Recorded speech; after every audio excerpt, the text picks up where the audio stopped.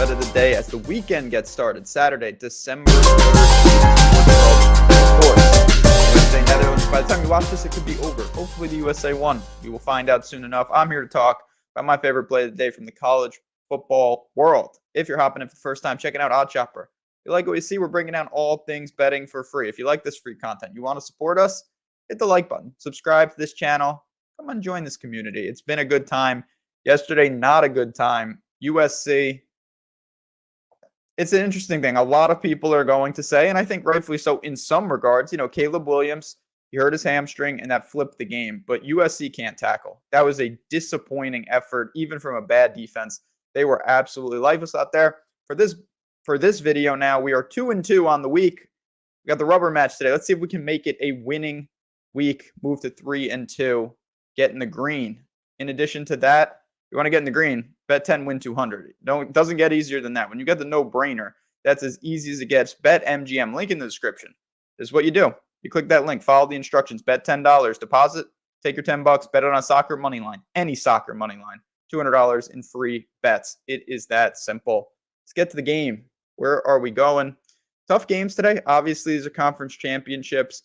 I'm going to a team that has been in a lot of videos, some to great success, some to great punishment. We're going to find out today kind of where we are led with Clemson Tigers, -7.5, taking on North Carolina for the ACC championship. The game doesn't mean nearly as much as it could have due to some late losses for both teams, but particularly Clemson. We'll get to them in just a second. North Carolina is a 9-3 team. They've lost 2 straight, and they've been bad losses. They've lost to Georgia Tech. Yikes. Then they lost to NC State in a rivalry game. The slight problem was NC State was down to their 4th quarterback. Another just not great showing. Drake May has been the opposite of that. He's been fantastic all year, but the rest of this team, I'm not sure what they even have left. May is throwing to some elite receivers, particularly Josh Downs. The rest of this offense is a mess. The defense is so bad and so hurt. Just a couple names I'll rattle off. The safety, Kelly, missed the last game, hurt. Tony Grimes has been in and out of the lineup. Storm Duck is out for the year. Multiple edge rushers missed the last game. Some of these guys may return. We're going to find out. Some of them definitely are not coming back as well, and they weren't that good to begin with. No offense. 98th in the country in opponent yards per rush. They can't stop the run at all. 112th in opponent yards per play. So it doesn't really matter what the other offense is doing. Throwing the ball, running the ball. North Carolina has not been able to stop much of anyone. They've been winning by outscoring opponents. I just don't know how they're going to be able to stop Clemson. Not a great offense for Clemson. We've seen it all year. They've struggled at times. But at the same point, it's still a 10-2 team. They had a 1-point loss to South Carolina at home, broke the streak last week. Notre Dame that was the team that exposed them the most this year, outmuscled them, whipped them up front. North Carolina and Notre Dame aren't even remotely comparable for how they're constructed. So I don't really worry about that. Clemson, you can't.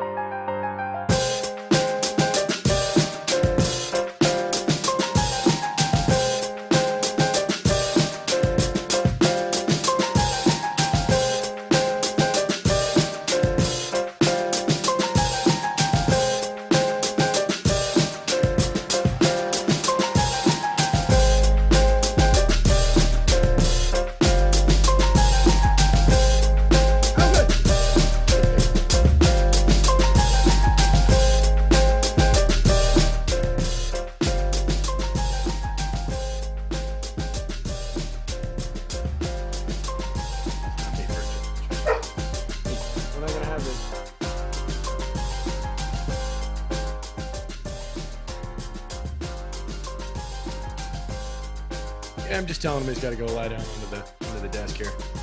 3. What? What's happening, Stokastic basketball fans? Good morning, 9 o'clock in the morning. My name's Terry McBride. This is the NBA Strategy Show for Saturday, December 3rd, and I'm joined by Adam Scherer, self-proclaimed #1 USA soccer fan, who is making us all get up an hour early for this show so that we can all accommodate the soccer game today. Adam, what's going on, buddy? How are you? Doing pretty well. I'm weirdly looking forward to soccer today. So yeah, I gathered. That was one of the more surprising, hey, can we do this with your schedule messages I ever got from Chris Karen. Adam wants to get up, do the show early, and hit the soccer game. That was a little unexpected, but I'm with you. I'm looking forward to it as well. We're talking about a little bit behind the scenes here, just, whether you're the most patriotic person in the world or whether you love soccer and all these different things just kind of go by the wayside. We've got a good USA game to root for this morning. We hear rumors behind the scenes. Mike Lawrence here, producer Mike, was on top of everything, telling us behind the scenes that maybe the Netherlands has the flu. Maybe the U.S. has a shot. Who knows? Who knows what's going on out there? If it sounds like I'm stalling for time, gang, hit the like, hit the subscribe. It is true that I am stalling for time because I'm hoping that the projections update in the next couple of minutes. I think Adam's waiting on the same thing. We sent a couple messages behind the scenes. So if you, like us, are waiting on those projections, hopefully they'll drop in the next little bit. We are an hour earlier than normal for this show, so might come through a little bit later on, but luckily we've got plenty of time and kind of a small slate, only 4 games on deck to talk about tonight. So Adam, as you're getting into your day, knowing that we're starting early and no projections or anything up yet, anything that you've spotted so far in terms of injuries, anything like that you want to call out off the top of the show here? Actually, it's not on the main slate, so never mind. I was going to mention that Kawhi and Paul George were both questionable for the Clippers, but that's a 4 o'clock game, so it doesn't matter. Shai Gilgeous-Alexander, big piece of injury news for OKC. Obviously, that affects a lot there. Outside of that, though, as far as Q tags go, we're not waiting on too much, it doesn't look like. Yeah, when I was glancing at it before, it looked like, we obviously know that Karl Anthony Towns is out long-term. That's a big missing piece from Minnesota, but we knew that already. Mo Bamba, do you know status on him? He was another one that stood out. He's flagged as out on one of this, but I think it's just DFS out and not updated since yesterday. That was the only other one that I was kind of thinking might have an impact that I knew of. Yeah, I think he's questionable. He was questionable yesterday. They had said he probably wasn't going to play both games of the back-to-back. He didn't play yesterday, so may or may not play today. Yep. All right. We'll dig into it. We're going to go game by game as usual. Gang, hit the like, hit the subscribe, all that fun stuff. Wake us up here. Help us get our engines going. I've got the coffee loaded up here, so hopefully everybody else does as well.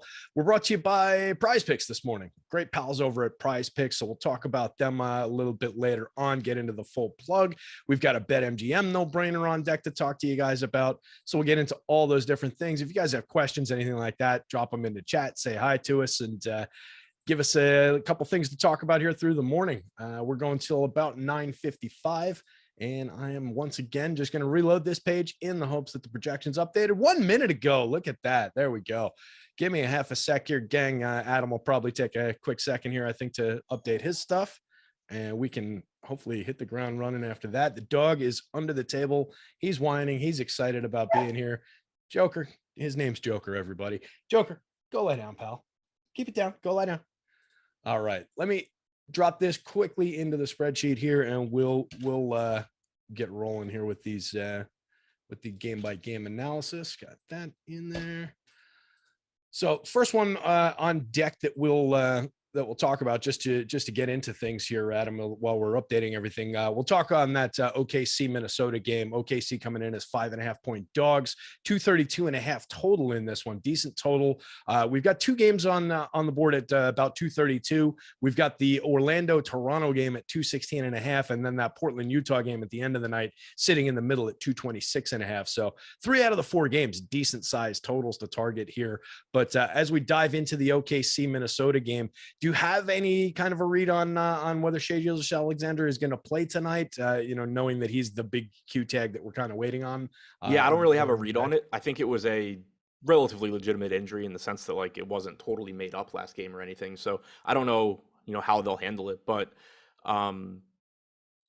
he obviously matters a lot. But I don't have a read on if I think he's going to play or not. Fortunately, it is one of the first games of the night. Yep, absolutely. We should have that news well before lock. As the first game on deck at 8 o'clock. It is an 8 o'clock lock tonight as well, gang. If you hadn't noticed that, so only 4 games, 8 o'clock. A lot of time to talk these things through. Hopefully, get any news that trickles in. Let's say Shea doesn't go. Let's start there. What's the downstream impact that you see to minutes and to how that rotation works if Shea's not in the rotation? So the immediate caveat here is this is OKC, so keep in mind that they will just do whatever the hell they want. But Right. Josh Giddey will look better. He played 32 minutes last game. You can expect him to play around 32 minutes. He gets an increase in production without Shea Gilgeous-Alexander. They do jerk his minutes around occasionally, but typically he's pretty set in his role. So you can feel relatively confident going to him. He was like 50% owned without SGA the last time OKC played on a much larger slate than this. So if SGA is out, I do expect that he'll be very popular at 7,500. But he's somebody you can feel relatively good about. As far as the rest of the team, you're gambling. Like there's going to be production to go around, but where it comes from is really, really difficult to pinpoint because like Lou Dort gets a bump without SGA. He played 33 minutes last game, but we're not very far removed from him playing like 14 minutes in a game. So I think that his minutes are typically going to be there, and he does see a bump without SGA, so he's going to look pretty good.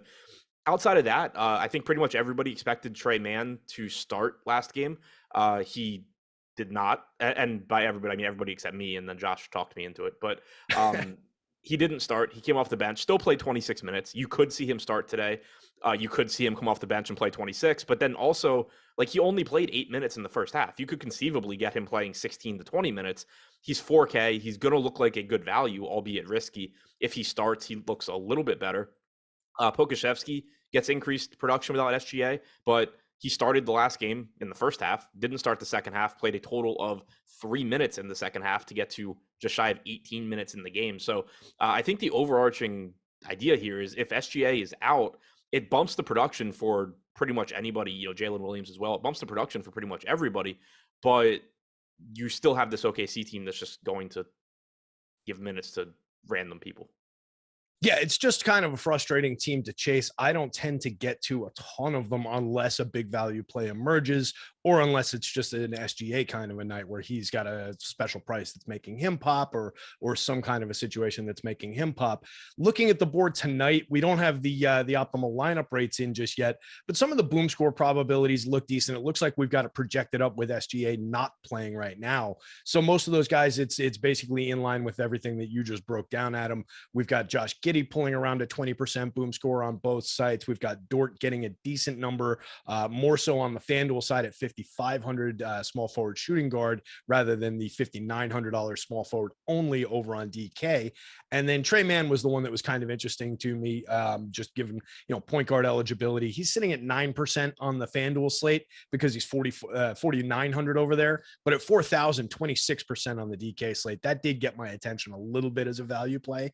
And then, kind of mixing and matching some of the other ones. Jalen Williams, the game last time out, 34.2 fantasy points going by FanDuel scoring, does look somewhat appealing. It's roughly a fantasy point per minute that game, but overall for the course of the season, 0.79 fantasy points per minute going by FanDuel scoring, not the most appealing play in the world. So it'll be a big mix and match session there. If SGA is in, does that change the nature of most of those plays for you? Do you kind of scrub them all off the board and just go SGA? What happens if SGA does go? Yeah, it changes everything. It makes pretty much the entire team look not very good, except for SGA, who would look great at 10,300. Also, one spot to keep an eye on is if Jeremiah Robinson-Earl remains in the starting lineup. We do at times when he starts get decent minutes from him. Last game he started, played 25 minutes. The game before that, he was north of 30. So at 4,200 on a 4-gamer, if he's starting, I think you can. Again, it's very risky, but you can, take some shots there. But if SGA is in, it's going to downgrade Giddey. It downgrades Jalen Williams. It downgrades Dort. Nothing really. I don't think anything really looks good outside of SGA if SGA plays. Yeah, I think that makes sense. Kind of exactly how I would play it in there.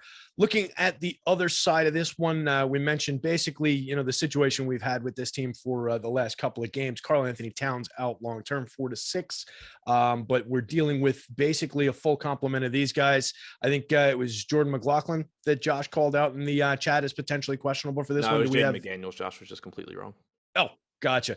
All right. Jaden McDaniels is all right. So what's the situation there? Is there something to keep our eye on over there? No, McDaniels had been out, but he's not on the injury report. Josh just got it. Got it. All right. So we'll scrub that from the news desk there. It looks like we are getting some good boom score probabilities in the early numbers on both sites for a lot of these guys. Regular distribution of minutes as they've been in this configuration of this team. What are you liking from the Minnesota side for this one? Yeah, so I mean, Karl Anthony Towns being out still is a benefit for the other scorers on the team. D'Angelo Russell and Anthony Edwards in particular, they're getting a little bit more expensive, but still very reasonably priced for their roles without Towns. Russell playing a bit more minutes as well without Jordan McLaughlin. Jalen Noel, well, Jordan McLaughlin's questionable, but if he's out, I think that helps to solidify D'Angelo Russell's minutes. Even if he's in, though, Russell's going to look good. Jalen Noel has been a very popular piece in their last few games. I think that the return of Jaden McDaniels is risky for him, but there is still a path to success. He's still only 4,300. If McLaughlin is out, you are still likely to see Jalen Noel be the backup point guard behind Russell. He probably will get some minutes alongside him as well, just because we do still have so many of Karl Anthony Towns minutes to soak up. Jaden McDaniels can slide down to the 4 and help with some of those minutes. So I think that Noel at 4,300 is still reasonable, but McDaniels being back does make him a little bit riskier. Okay, makes sense. And that's being borne out a little bit in the numbers, particularly on the FanDuel side. Noel sitting at 5,100 today, point guard only, popping up at 22% boom probability. On the DK slate, he's still got that multi-position between both guard spots, and he still only costs 4,300. So he's still pulling down a 41% boom score over there. Decent boom score probability. I expect once the optimals run, he'll land in a decent amount of the optimals with that. But definitely, some considerations around that. Basically, what it does with his minutes is like last game where you didn't have McDaniels and you don't have Towns, it just made it extremely likely that Jalen Noel was going to be in the closing lineup. Now with McDaniels, you're probably going to get a starting lineup of Russell, Edwards, McDaniels, Anderson, Gobert. And then the closing lineup, it's going to have 2 of 3 of Anderson, McDaniels, and Noel. But McDaniels and Anderson are much more likely to be in that closing lineup than somebody like Wendell Moore was last game. So that's sort of the issues. Now you have Noel competing with those guys. And if he's not in the closing lineup, you're very likely looking at something like 22 minutes instead of 30. Yep. So you get that critical minutes haircut that takes him from a potential upside value play to just a guy who might get you around that salary based value. And that's not going to be good enough to win a tournament, as we all know. And that's what we're all here looking to do. What about Rudy Gobert himself? Sitting in the middle, the big man, 7,200 on the FanDuel slate, 6,900 over on DK. It looks like he's pulling down a nice big boom score probability. He's a 1.06 fantasy point per minute player. I got to say, I haven't gotten to a ton of Rudy Gobert on his own so far this season.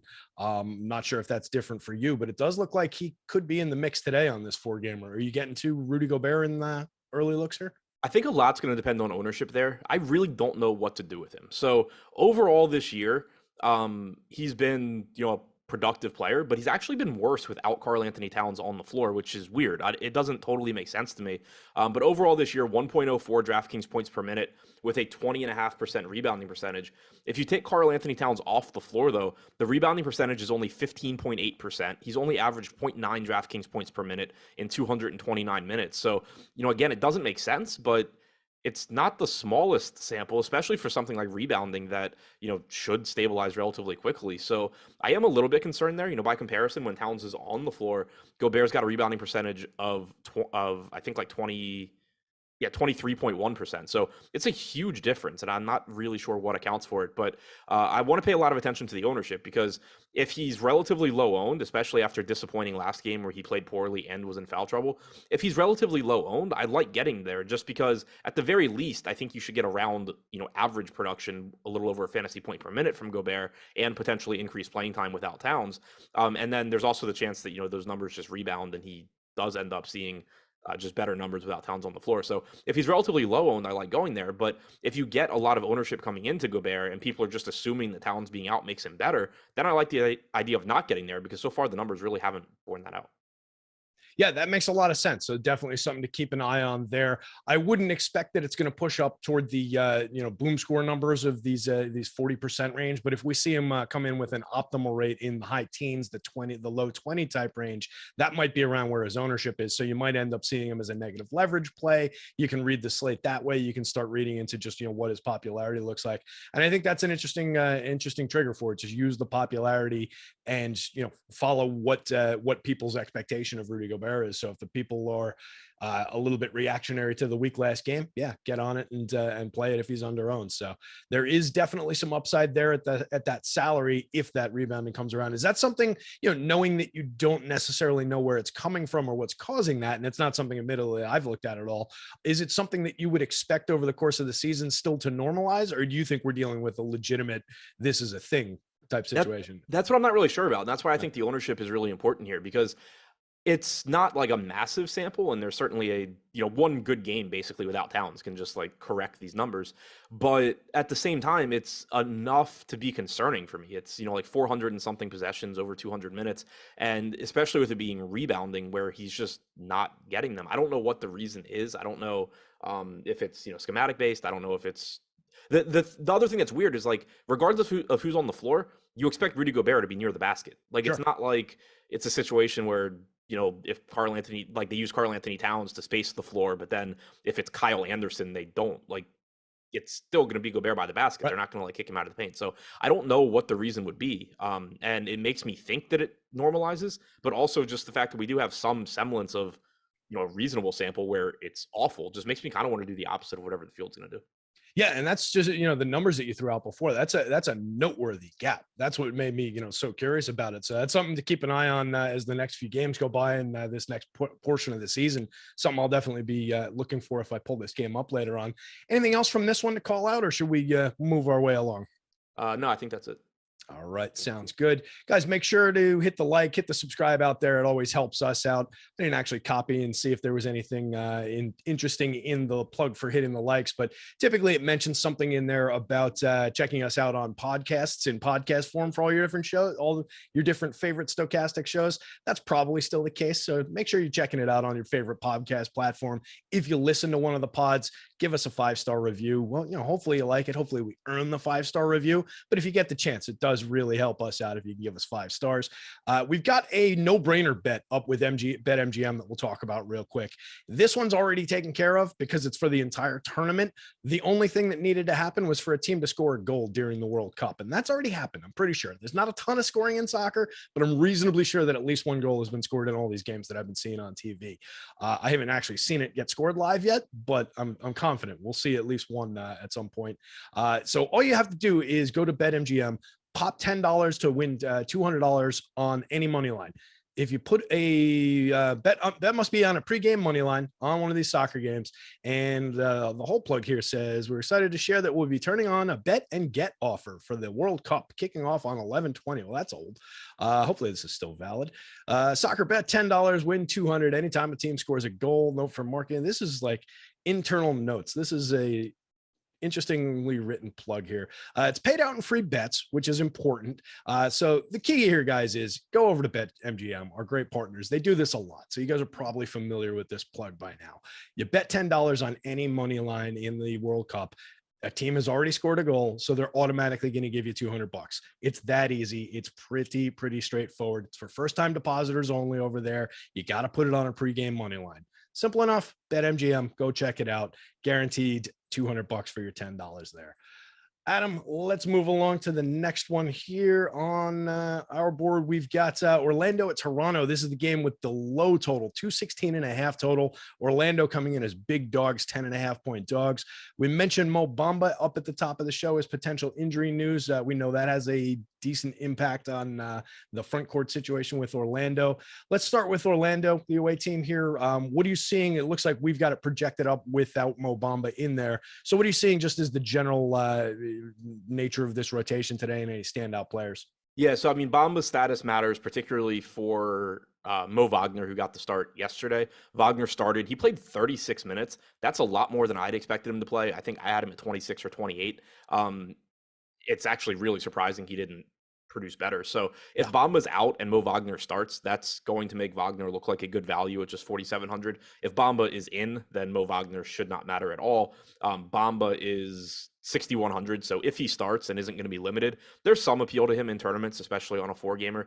And then the other thing that we need to wait on for Orlando, because we don't have an injury report from them yet, is Markelle Fultz going to play on a back-to-back? Is Cole Anthony going to play? If both of these guys were out, then you're potentially getting a really short or a much more shorthanded team, especially if Gary Harris is out as well. So there's a lot that we kind of just don't know right now. We do know that Banchero, one way or the other, is going to be typically the highest usage guy on the team. He's going to look good. If Wendell Carter isn't playing and Fultz and Anthony aren't playing, then you're looking at even more usage for Banchero, and he'll look even better. Same goes for Bol and Franz Wagner. But for this team right now, it's just there's probably like 6 questionable players that actually matter. Yeah, a lot of moving parts, I guess, not necessarily major stars, but moving parts, a lot of mid-range salaries and guys who can put up decent games, decent upside games for their salaries. A guy who has stood out a couple times for this team, but just the way he's priced right now, doesn't look like he's going to be popping in our tools, whether he gets the minutes we've got him projected for, probably even if he gets a handful more through whatever situation, is Bol. Projected out at 28 minutes, only a 5% boom score probability on our site for 6,700 on FanDuel, looking at 4.4% for him at 6,600 on DK. So is it just a price situation where he's hit that point where not a ton of ceiling, not a ton of upside for going to shares of Bol, regardless of what happens with some of the rest of the front court there? So he's really interesting because at 6,600, I think there is upside if you get the 34, 35-minute bowl game that we occasionally get. The issue is that the minutes just haven't been there again. We saw this brief stretch where Bol was consistently playing a lot of minutes, but now he's back to, he didn't play at all in the fourth quarter yesterday, ended up playing a total of 23 minutes, wasn't in foul trouble or anything, just didn't play after his third quarter rotation. 2 games ago, played 26 minutes, 27 minutes, wasn't in the closing lineup there. The game blew out, but the closing lineup they were going with up until that point was Banchero, Wagner, Ross, other Wagner, and Kevon Harris.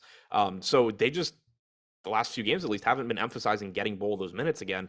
And he's at a price point where if he plays, mid-20s, he's not going to get there. If he plays 36, he's probably going to crush it. So if he's low owned, I don't mind taking shots. And the more guys that are out, the better, because obviously then you just have less competition in terms of minutes. But I certainly wouldn't consider him safe given the way Orlando's run his rotations. All right, so turn him an upside play potentially to keep in our pockets, pending some of how the news breaks. Is it mostly because they're just trying to make Mo Wagner a thing over these last few games, like we saw yesterday? And to your point, 35.6 minutes yesterday, 25.3 FanDuel points. That is not going to get it done. 0.9 FanDuel points per minute for the season versus 1.06 for Bol. We had something nice here in Orlando for a little bit, and they took it away from us. Is it just a Mo Wagner thing? I don't think so. I think it's kind of just Orlando playing a lot of different guys over him. Recently, it's been Mo Wagner, but earlier in the year, it was other guys. It's kind of just been outside of that stretch of games where they were really shorthanded and Bol was playing well and they were just giving him consistent minutes. It's kind of just been like, hey, who can we put out there instead of Bol down the stretch? Right.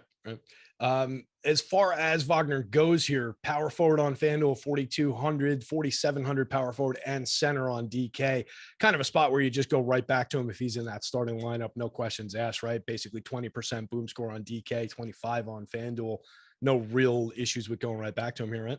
Yeah, if he starts, he looks great. If he comes off the bench, I would pretty much leave him alone. The caveat there is if he comes off the bench, but they're still really shorthanded, which in that situation, I guess it would mean that Bamba is in, but Carter is out, Anthony's out, Suggs, but Harris is out, Fultz is out. If you get a situation like that, then maybe you're still going to get mid-20s off the bench.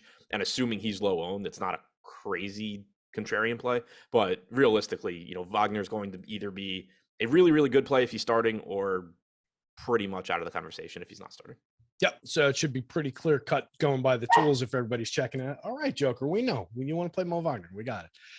So it should be pretty clear cut by the end of the day going by the tools. We've got the shows later on in the day. I'll be back for the deeper dive with Ryan later on this afternoon, but we'll hopefully know a little bit more by then.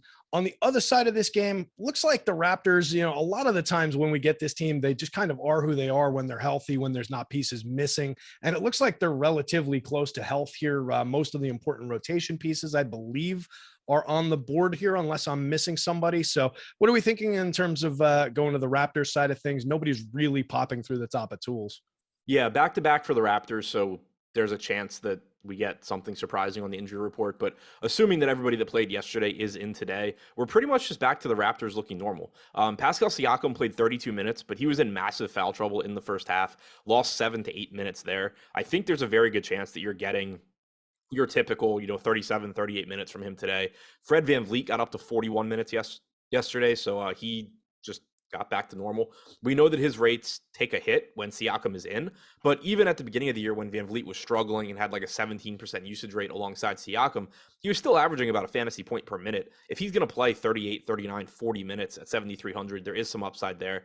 So I think those two are pretty interesting. Siakam's got power forward eligibility on DraftKings as well, which is really nice. After that, Barnes, Anunoby, they're reasonable. I mean, it's a 4-game slate. They're guys that you certainly wouldn't get to on a larger slate. We got 37 minutes from Barnes yesterday.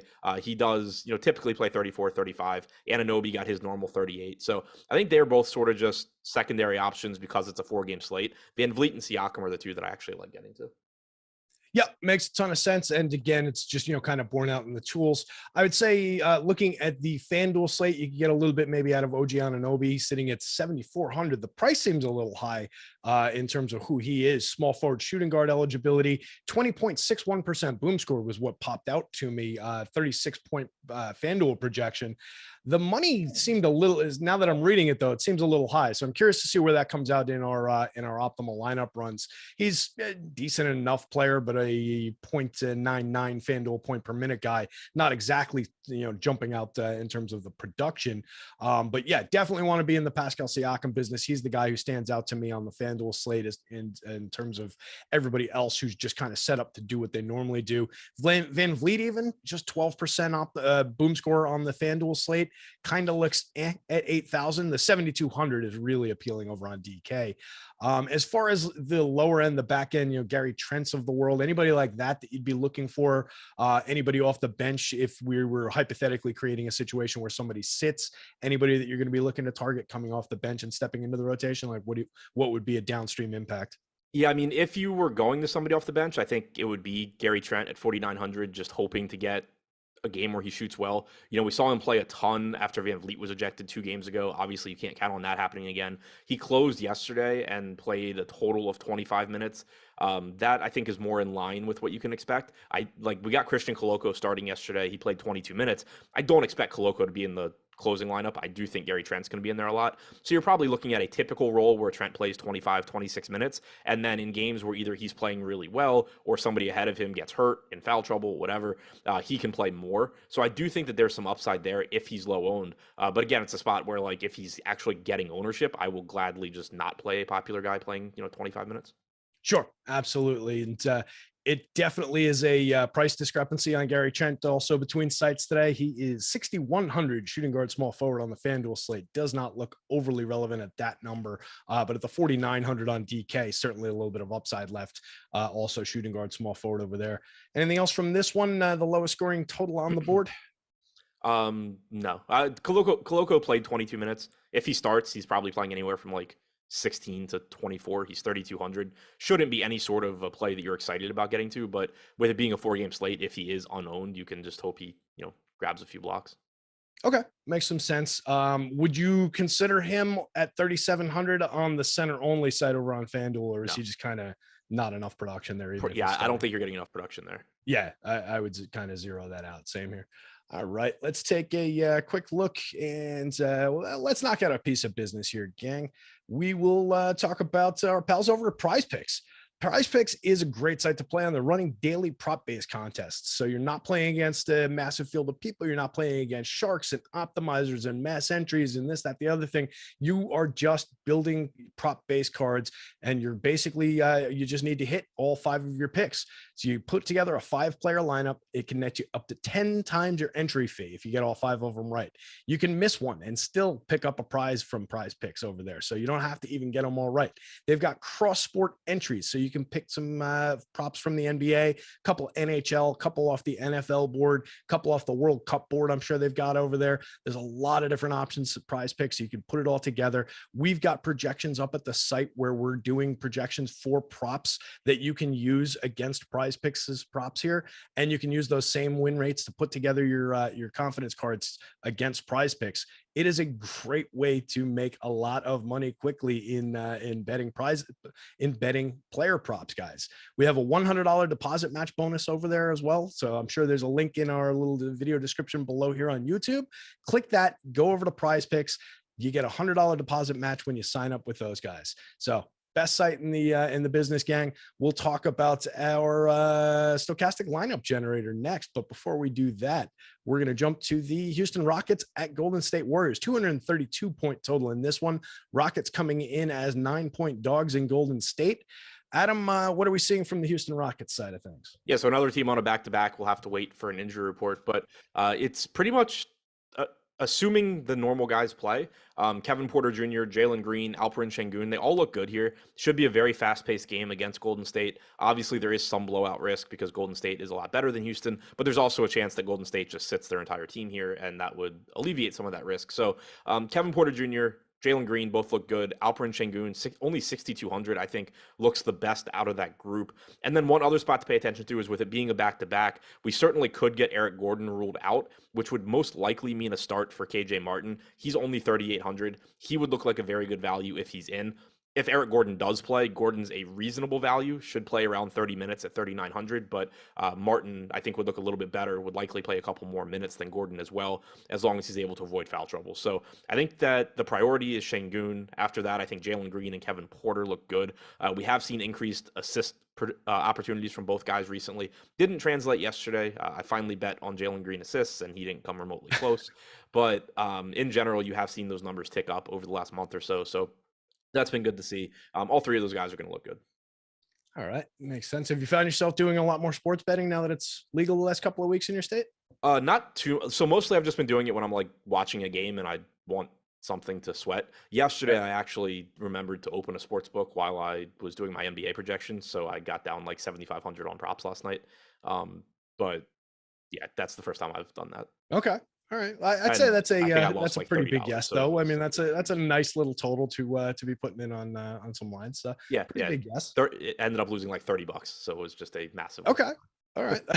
That'll do. That's how I felt about my DFS night last night. Just one of those nights where it's just like, yeah, well, I played, didn't really lose that much, didn't really win that much, kind of just played, but it got me through the evening. Looking around at the board for Houston, yeah, it looks like Şengün, definitely both sites, a guy I'm going to be very interested in. Sitting at 6,900 center only on the FanDuel slate. 6,200 is really appealing on DK, but definitely a guy I want to get to. 1.22 FanDuel points per minute, and somebody that I think is going to fill in that center role quite a bit for me. We talked about Rudy Gobert, and we talked about some of the potential lack of big time center options on this slate. So I just think he's going to fill that role pretty often for me. I'll have a decent amount of Jalen Green. What about some of the value end of this one? I heard you mention Eric Gordon in there as I was clicking around trying to get things loaded up. He's on 4,400 on the FanDuel slate, but not really mashing through the top of value. And then another guy projected to get around like 18 minutes from us, Tari Eason, decent 1.11 FanDuel points per minute in his small sample so far this year. Is there any upside in any of those odds and end type pieces on a short slate in your mind here? Just sort of as the last guy in. I do think there's a good chance that Gordon sits, and if he does, it's going to open up KJ Martin at 3,800. So that would look good. Tari Eason's a good point per minute guy. It's just that the minutes aren't really there. Yeah, he's 4,100. He's probably playing around 18 minutes unless they rule out multiple guys. The only guy I didn't really touch on that I think you could at least make a case for playing is Jabari Smith. He's been terrible this year, but he's still likely to give you about 30 minutes in a fast-paced game at 5,500. It's not like it's the craziest thing in the world if he just runs into a better than normal game. It happens. But certainly not somebody that you're going to be as confident in as Porter, Green, or Şengün, and he's not going to project as good a value as somebody like KJ Martin if Martin were to start in place of Gordon. Yeah, the $5,500 salaries across the two sites have him just looking as kind of an also-ran type piece. But we have seen a few nice games out of Jabari. He's come up a little bit for me throughout the early part of the season as well in my various lineup builds. So I won't chase him out of lineup certainly if he's in there later on. What about on the Golden State side of things?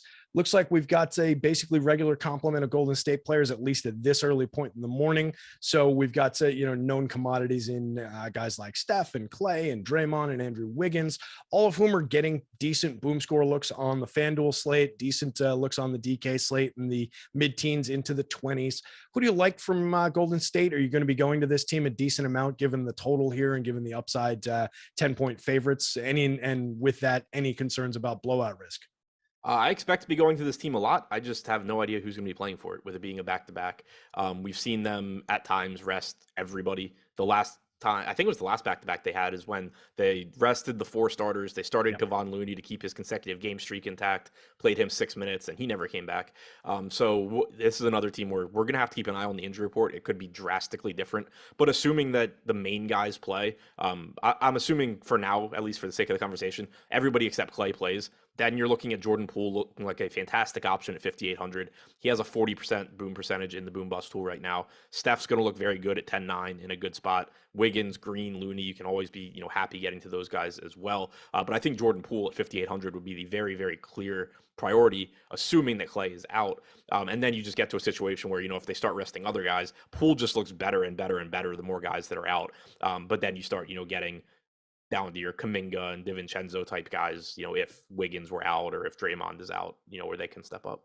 Yeah. Would Clay be the guy that you most expect to be out, just given, the injury concerns and all of that, or is it just kind of a crapshoot? Yeah, I'd be surprised if Clay plays. For the rest of them, nothing would surprise me. Okay. If everybody goes, let's say Clay's in for whatever reason, everybody else is out there, and we're just getting the look like it looks right now in our projections. What do you like from the standard version of this Golden State team? Is there so I mean, if Clay somehow played, then I think it's just how it normally is. Curry would look good. Clay, Wiggins, Green would look fine. If you want to gamble on Poole off the bench, that's fine. If you get the standard starting lineup, except without Clay, that's when it's, Poole's the clear priority. Obviously, his rates take a hit playing alongside Curry, but at 5,800, he's just not priced to play, 32 to 36 minutes like he will if Clay is out. And then, Curry would still look really good as well. Okay. As far as the overall stars on this slate, Steph kind of stands alone in terms of salary. I'm just looking at the overall salary board, 10-9 on DK, and it looks to me like the next highest priced player is Pascal Siakam at 9.5K. And then on SGA. Excuse me? If SGA is in, he's 10-3. Yep. SGA is not on this board because he wasn't in our projection. So good call. That's an important factor, and especially because of the positioning on that one. So that's important. I imagine he'd probably slot in between these two guys on FanDuel as well, 10-5 and 9,900. Does that make Steph just kind of a big target in terms of the overall upside that he can potentially provide against what the rest of the field can provide?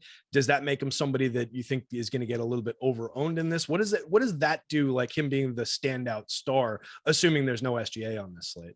It kind of depends on what value opens up, because so far we haven't really talked about a lot of cheap guys that we like. It's sort of been, this guy, you could throw a flyer at him if you really need to, but we haven't really had a lot of cheap guys that we like. So I think it kind of depends on the value, because you do have plenty of good guards on this slate, whether SGA plays or not. You still have Kevin Porter Jr., you still have D'Angelo Russell, you still have Jalen Green, you have, like, if SGA is out, you have Josh Giddey that's going to look like a priority. So there's a lot of Jordan Poole, if assuming Clay is out, Jordan Poole is going to look like a bigger priority than Steph. So he's going to be the highest projected guy one way or the other, assuming he's in. And you're going to want to get there, especially on a 4-game slate, because it's more difficult to make up raw points. But even for a 4-game slate, there are so many good guards that it's really going to depend on just how much value opens up. Yeah. Could it be a situation where he starts maybe even falling through the cracks then, given the high price, given the competition at guard?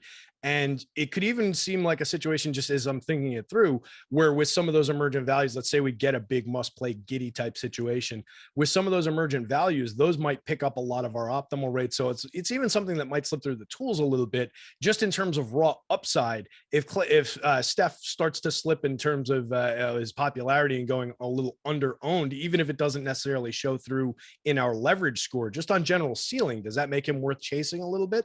Yeah, it kind of depends how it ends up, because the thing with it being a 4-game slate, you're not going to get, and with Steph sort of just being by himself, it's either him by himself or him with SGA.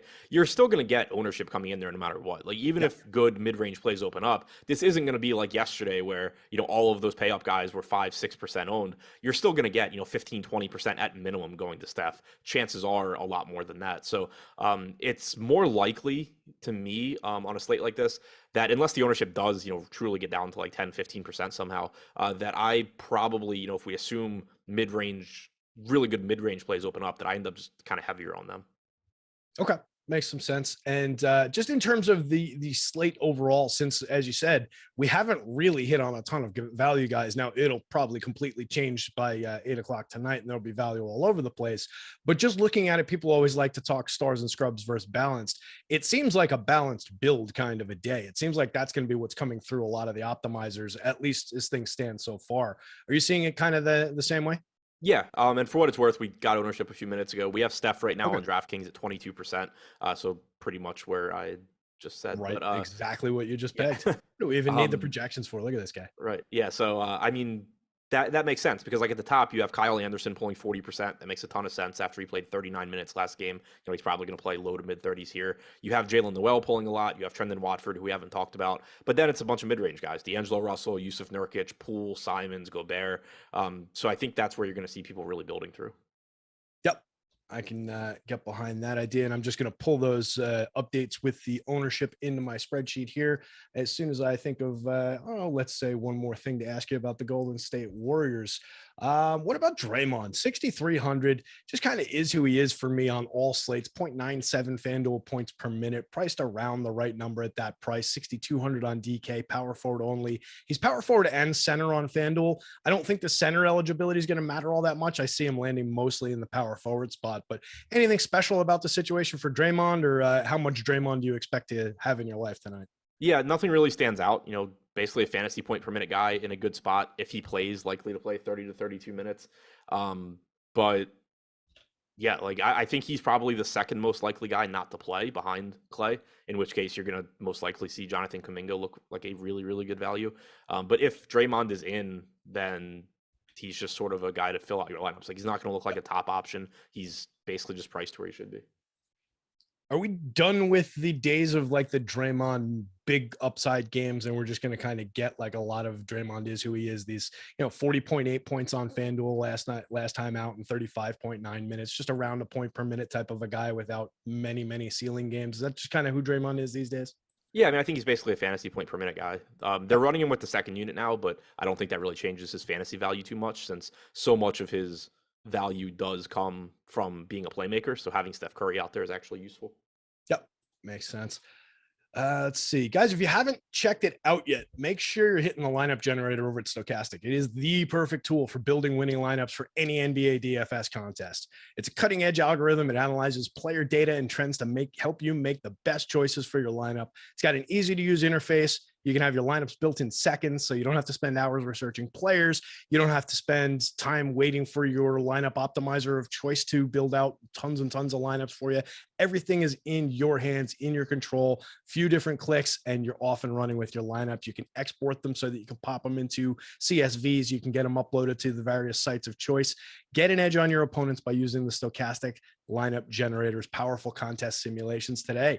Let's see, where's the sell? Do a segment where you're blah, blah, blah, blah, blah. There's a bunch of different suggestions in here. I'm just making sure I hit everything.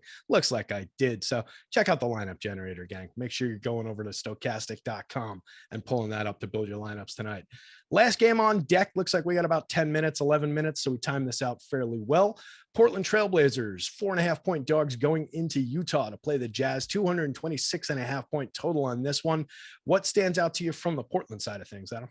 So we do actually have an injury report here, which is nice. Josh Hart is doubtful. He missed their last game. Trying to find that game now. Yeah, there it is. So he missed the game against the Lakers.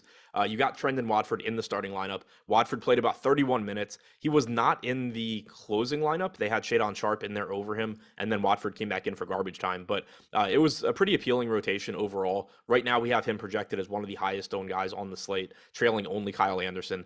$3,700 power forward center on DraftKings. That's going to look like a good value, assuming that he remains in the starting lineup in place of Hart. So he's going to look good. Then you have basically, other than that, what we've been seeing for a while now with Damian Lillard out. You have Anthony Simons coming in at 8,300. He's likely to play a ton of minutes. Played another 39 on the second half of the back-to-back the other day after playing like 42, 43 on the front end. 43 on the front end. So he's been averaging about 39, 40 minutes per game in these games without Lillard. I expect him to play a ton here and look really good at 8,300. Nurkic typically gets more playing time without Lillard as well. Drew Eubanks is questionable for this game. If he's out, that solidifies Nurkic's minutes even more. But with Lillard out, it makes it much more likely that Nurkic is in the closing lineup than when Lillard plays. We saw another 32 minutes from him against the Lakers last game. Didn't have a good game, but still got the minutes. And he does typically see increased production without Lillard. So at 6,700, Nurkic looks really good. Jeremy Grant's been playing really well without Lillard. He's also playing 38 minutes typically. He's 7,700. He looks good. Justice Winslow, 5,200, should play mid-30s in minutes. He's around a 0.8 to 0.9 fantasy point per minute guy, so he's going to look good. There's been a lot of teams on this slate where it's kind of like, there's, maybe a couple guys that look good, or I don't know who's going to play. Maybe there's, several guys that look good. Here, you can be really confident that Simons, Nurkic, Grant, Winslow, Watford all look good. Yep. And the guy at the top of the board on both sides for this team looks like Watford right now, projected out at 26.8 minutes, sitting with a monster boom score probability on both sides, coming up around 40% optimal on both sites in our latest and greatest update here. He's going to be popular, but he seems like a somewhat unavoidable play given that he's 3,900 on FanDuel, 3,700 on DK. The one twist on FanDuel, no center eligibility, but that gets cleaned up by some of the guys we've talked about already. And then Yusuf Nurkic, who I wasn't even thinking of earlier, seems kind of like the center choice of the day on both sites. Actually, he's center only on FanDuel, center only on DK. So we're getting a lot of front court from both of those guys filling in on both sites. And then, a lot of these odds and ends definitely look like they're going to be relevant across the industry. The one guy that looks more compelling on the DK slate than on FanDuel is Jeremy Grant. He's priced up to 8,200 coming off that big 48.3 FanDuel point performance the last time out. So at 8,200, he's got some appeal, but he's negatively leveraged, 18% optimal versus most of these guys in the high 20s, mid 30s. He looks a little bit downgraded on the FanDuel slate as compared to DK. Would you get to him there? Do you think maybe that'll knock down his popularity from where we've got it projected now, just given that he's a little bit high priced for his name recognition and what he's kind of done for the course of the season? Yeah, I think it's a less favorable price tag than DraftKings, but I don't think it's crazy. He's played 11 games without Lillard this year. He's averaged 36.8 minutes per game, 1.08 FanDuel points per minute. He has a 28.2% usage rate. Like, the ceiling is certainly still there. It's just that the price is pretty much adjusted to where it should be. So it's a situation where I don't think you should look at Jeremy Grant's price tag and just be like, oh, you can't pay, 8,200 for Jeremy Grant. I think it's more, you have to keep in mind that he had been underpriced and now the price just corrected. So he's not the same sort of value that he was before that price tag came up, but he is still playing without Damian Lillard. He does have you do expect a 28% usage rate, give or take. You expect him to play around 38 minutes. If this game is competitive, it's an appealing game. So I still think that, Grant's a solid option, just not as much of a priority as he has been in previous games. Okay. Excellent. So definitely we'll keep him on the old list here, make sure that he's getting into at least some of our lineups. It looks like Shady and Sharp not really pushing into too many lineups. A 27-ish minute projection, 0.61 fantasy points per minute on the FanDuel side of things. He's 41 on FanDuel. He's only 35 over on DK, getting a little bit more attention over there. Is there anything that pushes him in as a value play? Is there anybody else that you're keeping an eye on for any type of situation to emerge from the value end on the Portland side? Yeah, so the lack of ownership coming into Sharp on DraftKings makes him sort of interesting just because he's the only, he's getting 6 to 7% ownership, whereas those other 5 guys are getting 25 plus. The issue with Sharp is that he's a 0.62 DraftKings point per minute guy this year. Like I said before, he was actually in the closing lineup down the stretch over Trendon Watford last game. So he got up to about 27, 28 minutes. I think his playing time range is basically from 20 to 28 minutes today. He's not a good point per minute guy, like I said. So you kind of have to get lucky on the playing time and on him actually producing. But with it being a 4-game slate at low ownership, there is at least some value there. Some kind of path. Yeah. The other thing that I would point out, and I mentioned it earlier, that Drew Eubanks is questionable. If Eubanks is good to go, he's only 3,400 on DraftKings, and he should be operating as the direct backup to Yusuf Nurkic. We saw that last game, and that's what I expect again, especially with them being so shorthanded right now, is that every minute Nurkic isn't on the floor, you get Eubanks. What that means is on average, you're getting 15 to 16 minutes from Eubanks, which at 3,400 is, possibly he gets there, but it's not really exciting. But where it matters is if Nurkic gets in foul trouble, rolls an ankle, whatever, if you get a game where for any reason Nurkic plays like 26 minutes instead of 33 or 34, you're probably getting 22 minutes from Drew Eubanks, and suddenly you have a 2% owned $3,400 guy that is just smashing his price tag. Yep, that's an interesting call for tournaments, especially, definitely potential upside there. Not exactly the Andre Drummond situation that you've been banging the drum for through, most of the season in terms of the just raw points per minute upside that the guy can provide. But Eubank sitting at 0.88 for 3,900 on FanDuel and 3,400 on the DK slate is definitely enough on the bone if you did land in that situation. So probably worth a few shots in tournament format. On the other side of this one, we've got the Utah Jazz. Definitely have been a lot of relevant pieces on this team all season long so far, kind of surprising everybody out there in the industry, at least early on. What are we seeing from the Jazz side of things? Looks like Clarkson is the guy who's really popping through the top on FanDuel. And then on the DK side, it looks like it's a little bit more the Larry Markkinen show. So what are you seeing in terms of the Jazz here? Yeah, so another team on a back-to-back, but assuming that the same people that played yesterday are playing today, there's a lot to like because with Mike Conley out, not only have we seen Colin Sexton move into the starting lineup, but we've seen this whole team just play more minutes. And I don't think that is necessarily attributed to Conley being out because I don't really know why it would be. It seems more like just a coaching philosophy change. Early in the year, you were getting, basically Markkinen leading the team at 33 or 34 minutes. Now he's averaging over 36 minutes per game since Conley's been out. Clarkson's averaging over 36 minutes per game. Sexton's around 31. Kelly Olynyk finally got in foul trouble last game, but he had been avoiding that. And when he does, he's playing north of 30 minutes. He's averaged about 33 in the games without Conley. So all of those starters, with the exception of Jared Vanderbilt, are playing a lot more minutes now, and their prices have come up a bit, but not really that quickly. You still have Olynyk on DraftKings at 5,900, Clarkson at 76, Markkinen at 8K. All of those guys are going to look good. So is a $5,700 Sexton. Vanderbilt's a good point per minute guy at 5,300. The issue with him is just that he's frequently not in the closing lineup for one reason or another. Those reasons are typically either foul trouble or him sucking offensively and them going with Malik Beasley. And then you get Beasley, who's averaging 28 minutes per game without Conley. You get some games where he plays 30 to 32. So I think Markkinen, Clarkson, Olynyk, Sexton, and this, it's Sexton assuming Conley is still out, all look very good in this spot. And then I think Beasley and Vanderbilt look like secondary options. And then one final piece that you can look at, he came through last night in a big way, and I had like 7 to 8%, but I wish I had more, obviously. Walker Kessler has been playing straight backup minutes, typically, to Jared Vanderbilt. We saw that again yesterday. Vanderbilt played 20 minutes and 20 seconds. Kessler played 24 minutes and 56 seconds. Then there were, a couple minutes of garbage time for Doak. But you basically just got that straight backup from Walker Kessler. So if that continues and you're projecting 24, 25 minutes for Jared Vanderbilt, you're getting into the 20s from Kessler. And, maybe you get some Kelly Olynyk at the 5. Like, again, that closing lineup, you're expecting it to be Sexton, Markkinen, Clarkson, Olynyk, Beasley typically. So I don't think you get actual 48 minutes, but I think it's likely that you get 24, 25 from Vanderbilt and then like 19, 20-ish from Kessler at 3,200. So I do like getting to some Kessler here. The risks are that, one, they could just switch to a smaller lineup. And then two, they did a couple of games ago throw Udoka Azubuike into the lineup. Utah's beat writer basically just thought that was to keep Doak happy and just get him a few minutes. I don't think it's a consistent thing, but that's what happened that game that you're looking at on the screen where Kessler played 5 minutes. Other than that, the playing time's been very, very good recently.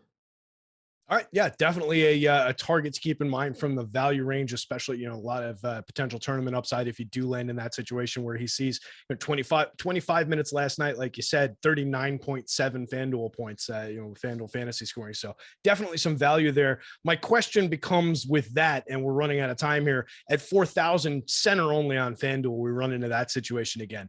More value where you get the util spot on the DK slate and you get him at 3,200, I think. More of a play over there. Yeah. Would you have him in consideration on FanDuel, or is that too much of a stretch? I think it's borderline. The one thing about FanDuel that's nice is that Walker Kessler is very, very good at blocking shots, and you do get more points for that on FanDuel.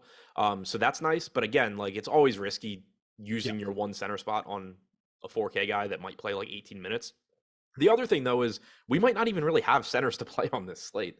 Golden State doesn't have one. Houston has Şengün. Portland has Nurkic. Utah, we're talking about Kessler. Minnesota has Gobert. OKC doesn't really have a center. Toronto doesn't really have a center. Orlando may or may not have a center. So the opportunity cost is a little bit lower than usual. Yeah, it is definitely going to be a thin slate for just pure centers. We do have a lot of guys with center and power forward eligibility on FanDuel. So it might be a night where some of those shares get soaked up by like a Kelly Olynyk sliding into some center shares, which he's done a decent amount for me early on in the season. So I'm curious to see how that all shakes out, how that comes out in the wash as we build lineups later on. Anything else to cover for the slate overall, Adam? Anything else you want to tell the people before we punch out of this one? No, go enjoy soccer. There we go. Let's go USA.